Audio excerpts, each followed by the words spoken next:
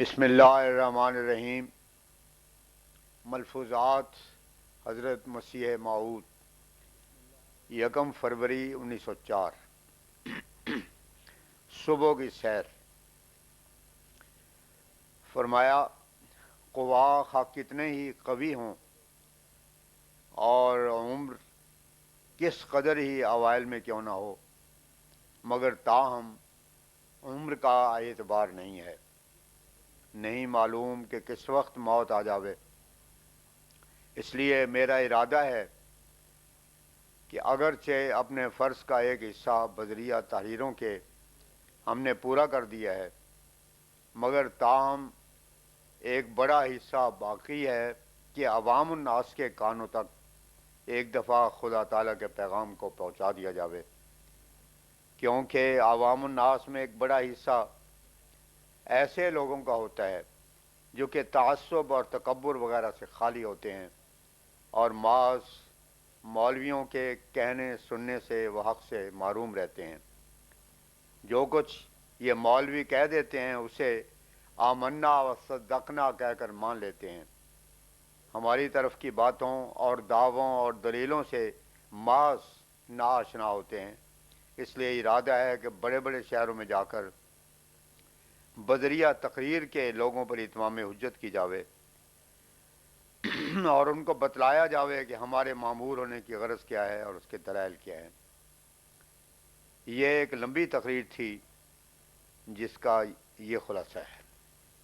فرمایا عمر کی نسبت اگرچہ مجھے الہام بھی ہوا ہے اور خوابیں بھی آئی ہیں، مگر جب اللہ تعالیٰ کی بے نیازی پر نظر پڑتی ہے تو مجھے اپنی عمر کا کوئی اعتبار نہیں ہوتا، کیونکہ اللہ تعالیٰ پر ہمارا کوئی حق نہیں ہے۔ پھر جیسے لوگوں پر تعجب آتا ہے کہ ان کو عمر کا کوئی وعدہ بھی نہیں ملا ہوا، مگر پھر بھی وہ ایسے عمل کرتے ہیں جیسے کہ مطلق موت آنی ہی نہیں۔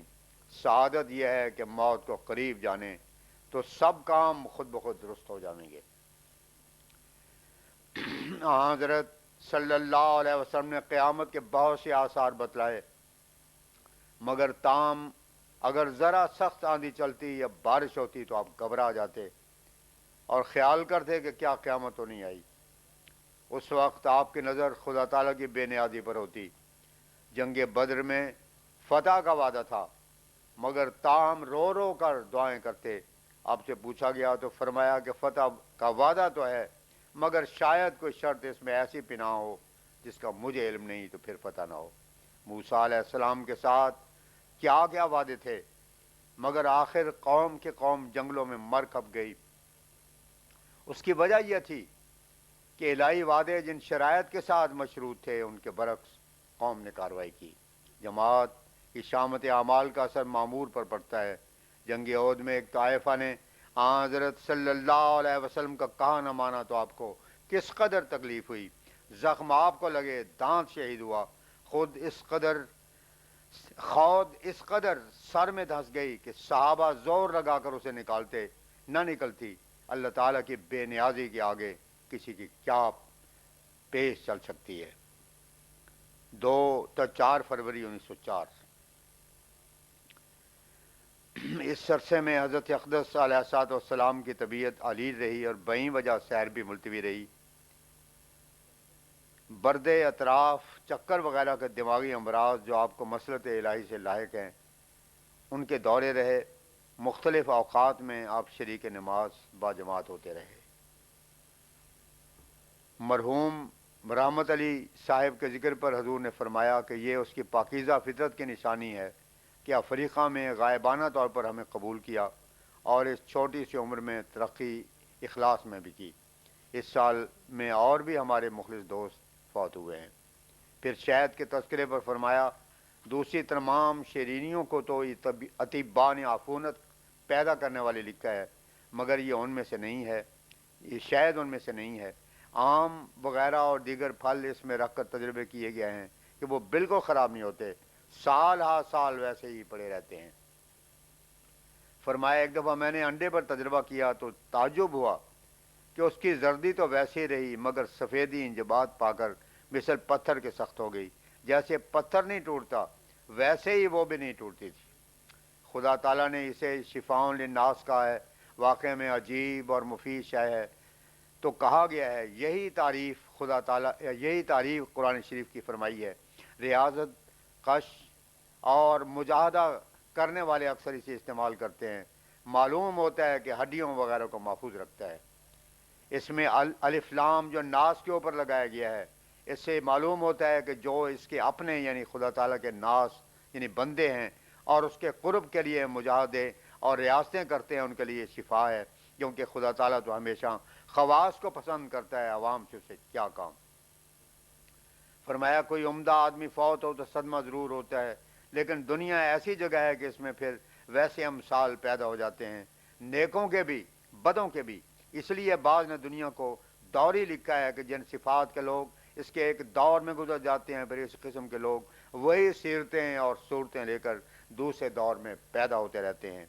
مخدوم حضرت مولانا نور الدین صاحب نے عرض کی کہ حضور یہیں سے ٹھوکر کھا کر تناسخ کے قائل ہوئے ہیں۔ 5 و 6 اپریل 1904۔ 5 فروری کو حضرت اقدس علیہ الصلوۃ والسلام سیر کو تشریف لے گئے، لیکن ڈائری نویس اس سیر میں مغالطہ کی وجہ سے شریک نہ ہو سکے۔ 6 تاریخ کو عصر کے وقت حضور نے مجلس فرمائی، مختلف تذکرے ہوتے رہے، سر سید کا ذکر آ گیا۔ فرمایا دوسری قوم کے روم میں آ کر اور ان کی ہاں میں ہاں ملاتے ہوئے آخر یہاں تک نوبت پہنچی کہ آپ آخر ایام میں تثلیث کے ماننے والوں کو بھی نجات یافتہ قرار دے گئے۔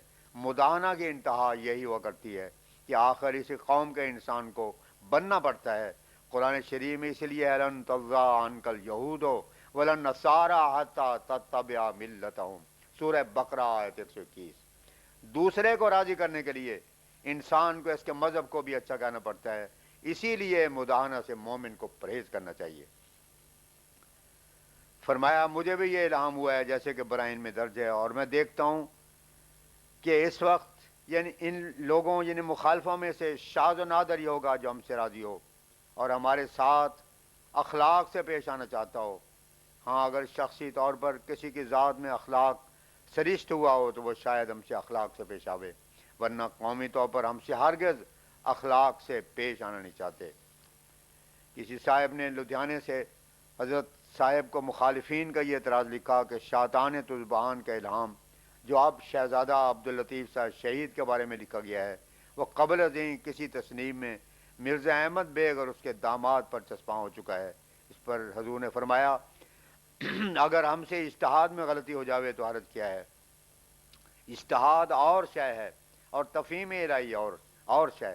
اگر ہم نے ایک معنی اپنی رائے اور فکر سے کر دیے تو آخر اپنے وقت پر خدا تعالیٰ نے اصل اور حقیقی معنی بتلا دیے۔ اس الہام میں یہ الفاظ بھی لکھے ہیں آسان تحبو شیئا وہو شر لکم۔ اب دیکھنا چاہیے کہ احمد بیگ جیسے منکرین کی زندگی ہمارے محبوبات سے تھی یا مکروہات سے۔ اگر ہماری کوئی غلطی ہو جس میں تنقید طلب امر یہ ہے کہ آیا ایسی غلطیاں انبیاء سے ہوتی رہیں کہ نہیں، جیسے کہ خواب میں ابو جہل نے حضرت صلی اللہ علیہ وسلم کو انگور کا خوشہ دیا تو آپ نے اس کے یہ معنی سمجھے کہ ابو جہل کسی وقت مسلمان ہو جائے گا، لیکن وہ تو مسلمان نہ ہوا۔ آخر اکرمہ اس کا بیٹا جب مسلمان ہوا تو خواب کے معنی پورے طور پر سمجھ آئے۔ ایک مفتری کی زندگی حباب کی طرح ہوتی ہے، لیکن ہمارے سلسلے میں سچائی کی خوشبو ہے کہ نہ وائز ہیں، نہ کانفرنسیں جو مختلف مقاموں پر ہوتی ہیں، نہ لیکچرار ہیں، لیکن ہماری صداقت خود بخود لوگوں کے دلوں میں پڑتی جاتی ہے۔ ان لوگوں نے بیتیرا وویلا کیا اور روکتے رہے اور اب بھی کرتے اور روکتے ہیں، لیکن پھر بھی ہمارا کچھ بگاڑ نہ سکے۔ اب باریک نظر سے غور سے دیکھو تو ہمارا سلسلہ دن بدن ترقی کر رہا ہے، اور یہ نشانی اس بات کی کہ یہ خدا تعالیٰ کی طرف سے ہے۔ اگر یہ نہ ہوتا تو ہمارے مخالف آج تک کب کے کامیاب ہو جاتے۔ ہم یہاں چپ چاپ بیٹھے ہیں، کسی تدبیر اور ایسی طاقت سے کام نہیں لیتے کہ اثر انداز ہو، نہ دورے لگا رہے ہیں نہ کچھ، مگر تاہم ایک حرکت شروع ہے۔ روز جو ڈاک آتی ہے شاذ و نادری کو دن ایسا ہو تو ہو، ورنہ ہر روز بلا ناغہ بیعت کے خطوط آتے ہیں، اور کوئی دن ایسا نہیں چڑھتا کہ اس میں کوئی نہ کوئی بیعت کے لیے تیاری نہ کرتا ہو۔ فرمایا اس وقت 3 قسم کے لوگ ہیں، ایک وہ جو بغض و حسد میں جلے ہوئے ہیں اور ضد اور تعصب سے مخالفت پر آمادہ ہیں، ان کی تعداد تو بہت ہی کم ہے۔ دوسرے وہ جو اس طرف رجوع کرتے ہیں، ان کی تعداد تو ترقی پر ہے۔ تیسرے وہ جو خاموش ہیں، نہ ادھر ہیں نہ ادھر، ان کی تعداد کثیر ہے، وہ ملانوں کے زیر اثر نہیں ہیں اور نہ ان کے ساتھ مل کر سب و شتم کرتے ہیں، اس لیے وہ ہماری مد میں ہیں۔ یہ فرقہ جو معاندین کا ہے تو چپ رہنے والے اصل میں کوئی شے نہیں ہے۔ یہ فرقہ جو معاندین کا ہے اگر نہ ہوتا تو چپ رہنے والے اصل میں کوئی شے نہیں ہے، انہی کی وجہ سے تحریک ہوتی ہے۔ وہ شور ڈال ڈال کر ان لوگوں کو خواب غفلت سے بیدار کرتے ہیں۔ ان کی باتوں میں چونکہ آسمانی تائید نہیں ہوتی ہے، اسے تناقض ہوتا ہے۔ خدا تعالیٰ کچھ فرماتا ہے اور یہ کچھ کہتے ہیں، قال کچھ اور ہے اور حال کچھ اور۔ آخر شور شرابہ سن کر بعض کو تحریک ہوتی ہے کہ دیکھیں تو صحیح کہ ہے کیا، پھر جب وہ تحقیق کرتے ہیں تو حق ہماری طرف ہوتا ہے، آخر ان کو ماننا پڑتا ہے۔ معاندین ہم پر کیا کیا الزام لگاتے ہیں، کہیں کہتے ہیں کہ یہ پیغمبروں کو گالیاں دیتے ہیں، کہیں کہتے ہیں کہ نماز روزہ وغیرہ ادا نہیں کرتے۔ آخر کار تنقید پسند طبع ان باتوں سے فائدہ اٹھا کر ہماری طرف رجوع کرتے ہیں۔ اس جماعت معاندین کے ہونے سے ہمارا برسوں کا کام دنوں میں ہو رہا ہے۔ لوگ آگے ہی منتظر ہیں، وقت خود شہادت دے رہا ہے اور ان کی آنکھیں اس طرف لگی ہوئی ہیں کہ آنے والا آوے جب یہ معاندین ایک مفتری کے رنگ میں ہمیں پیش کرتے ہیں تو تحقیق کرتے کرتے خود حق پا لیتے ہیں۔